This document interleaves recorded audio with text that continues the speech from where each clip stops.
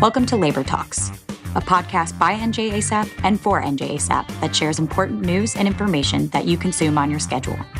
Labor Talks will tackle vital topics like safety, contract administration, the labor management relationship, and how to navigate life as a NetJets pilot. And we will bring this information to you with the help of experienced union leaders, industry consultants, and subject matter experts. Whether you listen in your car, on the treadmill, or while working on tasks around your home, Labor Talks is a worthy investment of your time and attention. Join your fellow pilots and advocates as Labor Talks. Welcome to Labor Talks. I'm your host, Clare Carey, and with me today is Labor Talks' newest co-host and a recently upgraded captain, Dawsen Pietro. Today's topic, as you could maybe imagine from my introduction of Dawsen, is in fact captain upgrades. Dawsen, congratulations. Thank you. It's been fun for the new transition, and the training footprint all worked out pretty smoothly. So I'm ready to get into it. And just for some background, what date did you receive your award? Yeah, so I got it back in October. I was an in-fleet upgrade, so the upgrade was about 2.5 years after my hire date, which timing-wise is, very nice, obviously. Very lucky on how that all rolled out. And the in-fleet upgrade, I was, again, super happy because I had never been a captain outside of this job. This job was my first jet in general, so my first type rating. So I think it kind of just eased my fears going into it, not having to learn a new airplane on top of learning how to be a captain. So, and that kind of got, as I went through the stages, it kind of just reassured itself that this was the smoothest transition for me. But they definitely, just talking to everyone else that has been going to different fleets, the way that flight safety and the company has it charted out, it really does work well. That's great. And I'm sure that alleviates some nerves from some of our listeners who might be going through the same experience. So let's walk through it from basically your captain award. This will be a 3-part series concerning captain upgrades. We're going to start with talking about charm school and what you can expect at flight safety. And then you could stay tuned for the next episode, part 2, for IOE and some other, tribal knowledge going through upgrade training. So let's get into it. So step 1, after you receive your award, honestly, sometimes it's step 2, is what we on the seniority list refer to as charm school, but it's actually NetJets captain upgrade training, which is a 2-day scenario-based training course at Bridgeway. So here in Columbus. The curriculum basically consists of, the goal of the curriculum is to make a captain out of you or solidify those captain skills that you had been honing in your time here as a first officer. So it consists of leadership and command, mentoring, standard operating procedures, operating as pilot monitoring from the left seat. And it also gets into the NetJets Flight Operations Training Manual. So as I said, it's a 2-day scenario-based training course at Bridgeway. You're visited by various departments who kind of explain your new roles as a captain and as it relates to safety or security or maintenance. You also usually are given a brief by executive management. And as a reminder for your captain upgrade as well, it does consist of some computer-based training on Fox e-learning. Dawsen, correct me if I'm wrong. I do believe that are you assigned days to do the e-learning? When are you expected to complete those? It's just only one module. I think it took about 30 minutes to complete. And you just have to have it done before being done with charm school or prior your upgrade sim training. So that has to be done to get you released to get onto an IOE schedule. But I think it was loaded as far as a few weeks before I even went. So you can hammer it out as quickly as I think it gets assigned. And that module consists of basically crew resource management within your new role as captain. Yep, crew resource management with being a leader and kind of in a new position and how your new responsibilities are going to be viewed and whatnot. Was there anything surprising to you during your captain upgrade training at Bridgeway or with the Foxy Learning course? Anything you didn't expect? I wasn't expecting to get as in depth of information regarding each of the departments, specifically with scheduling, the FODM, and just the various places that we interact with throughout our day to day when we're on the road. So it really was nice to kind of get that insight, because there was a lot of times I've been on the road, I'm like, why is this being held up? Why is this release not being published to us yet? Why, is why is owner services not helping us with this individual? And kind of just giving a more day to day in view of what they're dealing with and the software they interact with, and the procedures that they have to follow. It kind of just gives you a better understanding of what's going on when we're out flying, and that was really helpful. And they give recommendations like if there's more minor or more major signs, contact this number or contact this email regardless. And that kind of helps with their flow of communication, because obviously as we get more busy, they're getting more busy with an expanding company. So it was really nice to kind of get, their preferences, because I know if I was in their spot, I'd be like, hey, if you could contact me on this email regarding this issue and it will get resolved faster than, contacting this number, then that was very helpful. So getting, and they even encouraged us if we had some time to go, just shadow a scheduler and see how they interact and what they're viewing on their side. And, kind of for some frustrations I've had on the road, I understand what they're dealing with. So it kind of gives you a better perspective of what's going on throughout the day. Yeah, it's definitely beneficial to get a peek behind that curtain. It's so easy to think of us as the pilots and everyone else as the employees of NetJets, but at the end of the day, we are all employed by NetJets. We are all reaching for the same goals, and pulling for the same team, and are trying to put our best foot forward. So getting that peek behind the curtain and kind of that perspective to see what they're looking at day to day and what they see versus what our view is, it really puts the full picture together. Because I'm sure you feel the same way. From day one of becoming a pilot, we're taught to stay ahead of the aircraft. So that's what we are constantly trying to do, whether we are in the aircraft or on the ground. We're constantly trying to stay ahead of the operation, but we do not have the tools to get ahead of the operation. Exactly. We don't have that big picture that they have. So it's nice though when you could kind of take a peek behind the curtain and fully round out that perspective. And it definitely then helps you set the tone and set your pace, especially as it relates to being a captain, because it's so important as a captain to firmly set the tone and the pace and bolster a comfortable crew environment. Exactly. So going back to charm school, or captain upgrade training, a couple things to note as it pertains to the scheduling of it. So if you're an in-fleet upgrade, and we'll talk about how that looks at flight safety with the sims and the scheduling, but if you're an in-fleet upgrade, so what gets published on the bids are training dates for a full initial class. So basically, if you're upgraded in fleet, you actually aren't given that date prior to bidding for it. It could be sooner or later. Yeah. So it kind of, I could see that being a liability to some people, because whether they have vacation or plans, or that could, correlate with that. But just definitely be expectant of that. If you are in the Phenom as a SIC and you're bidding captain in the Phenom, that whatever date they publish is, like you said, that's not going to be your initial date, since you already are type rated in the airplane. You could go as I think people in my class went as soon as the week after the bid posted. And then I had vacation that whole next month, so I didn't go till December. So it's kind of not as easy to plan. Obviously, if you're coming out of fleet, then that date's going to be more set in stone on what they publish. But just keep that in mind if you're in fleet upgrade, that your schedule within the next few weeks after getting that boat piston could be a little bit changed. Totally.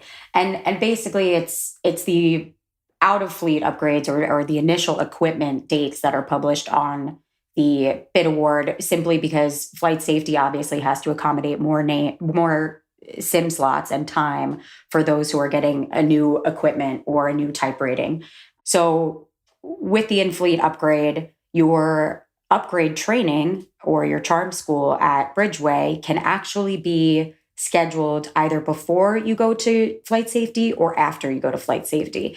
If it's scheduled before you go to flight safety, your upgrade pay is triggered because it was the first training event. So if you are not Columbus based and you are traveling into Columbus, your upgrade pay is triggered on that travel day. And though you can complete charm school and then be released to fly the line as an SIC, at which honestly I really liked because you can maintain currency, obviously maintain proficiency in the aircraft. Of course, then you're going to get into the sim, and it really is like, rubbing your stomach and patting your head. Sometimes you go to reach for things that you expect to be on the left-hand side and are now on the right. But it's the same aircraft, just a slightly different picture. Obviously, the more responsibilities. But yeah, it is kind of a funny feeling at first. And then with Charm School, as it relates to out-of-fleet upgrades or a new fleet, initial or new equipment, however you want to refer to it, you're more likely to go to your sim as assigned or as published on that bid, and then go to upgrade training or charm school afterward. Correct, because you're no use to the company. Because once you get that, if you're going to a different aircraft, you obviously can't go back on the line in between training dates.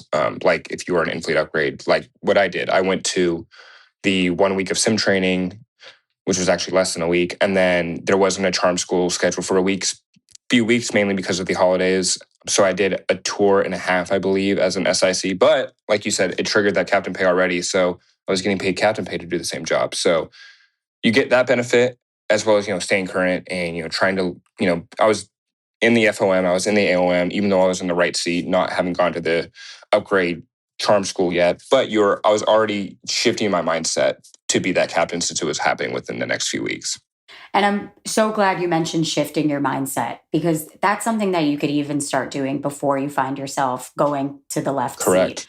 It's so important as a first officer. And if it is your goal to upgrade at this company, it is so important as a first officer to think of yourself as a captain in training. Absolutely. Take lead from other captains, take advice, carry with you the skills that or techniques or characteristics that you see from captains you enjoy flying with, and put them in your tool belt. Right. And when you do have a longer leg and it's 2 hours, 3 hours, just bust open the AOM and just read it. And go into, the chapters that you haven't probably read, because we all know when you're first going to initial, you're in chapter 2 of normal operations and limitations, and kind of everything else, you try to look at it, but do you know it? Probably not. And that made me feel so much more confident just having more of that knowledge to me. And I'm like, the AOM and FOM are written out for reasons, and use that as your guide to become that captain mindset you want to have. Yeah, set yourself up for success. Absolutely. So with that, from Charm School, whether you have completed it already or you are waiting to complete it because you are doing Sims first, that we, of course, have training at flight safety. So Dawsen, tell me about that. Yeah, again, starting from the in-fleet side, it is more, since you're already PIC type rated in that airplane, you're not going there for a new type rating, obviously. It's more of a recurrent style playbook. It's 3 sims but from the left seat. So that's what kind of changes. And it kind of throws you off a little bit more at first than you think. Having handling the throttles with your right hand, so your left, and getting that muscle memory kind of adjusted from the right seat, and knowing that you're going to be proficient in both seats because you could have captain pairings where you're shifting throughout the week on different seats, and just having that new muscle memory definitely was a benefit of having that in the sim before going out on IOE. But really it's there just for the company to get you more familiarized with captain duties, more familiarized with the flows that you haven't been doing, and getting more comfortable, because it's like I said, you're already PIC type rated in that airplane. There's nothing more that they can add to that. And just, again, setting you up for success once you get out on the line in that new role as captain in a new seat with new duties and responsibilities. So Dawson, you said that the in-fleet sim is basically like a recurrent. So am I to assume that are you still required to do like an oral evaluation? How does that work? Yeah, so it's you're in there with your sim partner, and it's an oral that's very similar to a recurrent style oral observation. The number one thing that you're going to do on your own is they're going to go through the slideshow of the exterior pre-flight, since that's obviously not one of your duties as an SIC. So keywords of what you're looking for, and locked and latched, clear, just making sure that you do know what you're looking at for that exterior pre-flight, because that's definitely one of your big new responsibilities as a captain. But other than that, it's like I said, it's very similar feeling to a recurrent, but also keep in mind that that doesn't reset your recurrent schedule. So I'm scheduled to go back to recurrent in March, and even though I just did these in December, it doesn't change any of that. So I will be going to recurrent in March as scheduled as a captain now. And even if I don't have a line check before that, you're still going to be there as a captain, sitting in the left seat, probably paired up with an SIC. So just be prepared for that as well, because if the schedule there is a chance that you schedule kind of lines up where you go into recurrent right after you go through the upgrade sims. So just keep that in mind, even though that kind of seems redundant and not the best use of efficiency. That's just the regulations and the rules. Yeah, that actually really just struck a chord with me too. I totally forgot. I did the same. I had my upgrade sims in March and then or like the last week of March and then the first week of May I had recurrent as a captain and Right. I hadn't flown as a captain on the line in between. So that was almost kind of an interesting experience because my first time having a first officer was at recurrent. Gotcha. Yeah. But you know what? It's more, first of all, it's all fresh in your mind because you were just at the sim. Correct. But it's just more practice before you go back out on the line. Exactly. And it has some of its benefits for sure. And then when you're on the line and you're going through IOE and you're getting ready for that line check, you're going to be as prepared as you possibly can be because of that exposure that you've had recently. Mm-hmm. And so, what does sim training look like in a new fleet? Yeah. So if you're going to a new fleet, it's basically setting yourself from square one with a new fleet. So you're going through a full new official. So if you're coming, for example, from the longitude or latitude to the phenom, how that footprint is going to be, the ground is 7 days with an oral exam to finish. Just very similar to what your first type rating was here at NetJets, just a new airplane and as a captain. Sim days, specifically on the Phenom, it's 9 days. Sims 1 through 7 is going to be the training. Sim 8 will be your evaluation. And then this last sim will be your LOE or your line operating experience, which is designed to simulate a real experience flying the line. And obviously for me, it's been a few years since I've done that, but I've heard very good things on how they've structured it recently. And they're trying to make it as realistic as possible, which is really good. Definitely. And just to clarify for those listening, when we say new fleet, we mean new to you. So you've been first officer in the Phenom for 2, 3 years, and you bid into left seat of the longitude, for example. I think overall, just going into flight safety, the best advice we can provide is open up your Comply app, get into the training section, look at what your footprint is, look at what the modules may look like. And then obviously, fleet specific, get into your FOM, your AOM, and get into the books. You have to, and it sets you up for success. It absolutely does. So, Dawson, knowing that we will dive further into the rest of Captain Upgrade in our later parts, do you, as someone who has recently gone through this, have any additional advice to add as it relates to Captain Upgrade training or flight safety? Yeah, we've already, just to reiterate what we've been stating, is shift your mindset now to that captain in training mindset, because it really is going to set you up for success later down the road. Getting tips and tricks that you like from other captains that you fly with and utilize. Hey, would I want to utilize that as a captain? Or, oh, actually, I don't really like how this individual does this. Get those mental notes now, write it down, journal. I have a journal on the road. I sometimes don't write anything in it all week, or sometimes I write a lot of things. It just depends on what's going on. But get into the books, get into your normal and non-normal limitations and all those sections that are now of your, that's your skill set, is knowing this information. Just, getting more familiar with all those those sections and information, that's going to set you up for success and have a smoother transition from the right to left seat. Excellent. So as always, thank you for joining us for today's edition of Labor Talks. If you want to learn more about today's episode, have questions or episode ideas, please contact podcast@njasap.com. Fly safe, guys. We'll see you for episode 2. Thank you for joining us today on another episode of Labor Talks. If you haven't already done so, please follow NJASAP on Facebook, Instagram, and Twitter @NJASAP. Show your support for the union with comments, likes, and shares. If you enjoyed this episode, encourage your fellow NJASAP members to tune in, and please share recommendations for future podcast episodes with us at podcast@njasap.com. Stay tuned for our next episode, and until then, this is Labor Talks, presented by NJASAP.